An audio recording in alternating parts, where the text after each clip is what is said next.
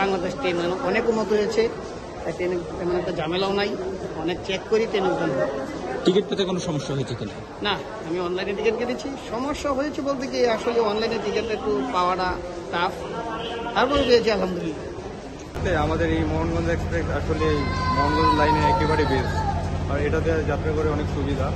দেখা যাচ্ছে এদিকে আপনার সামনে অনেক স্টেশন আছে, এগুলো ধরে না, তো নন স্টপ করে ঢাকা থেকে ছেড়ে বিমানবন্দর দাঁড়ায়, বিমানবন্দর থেকে একবারে আপনার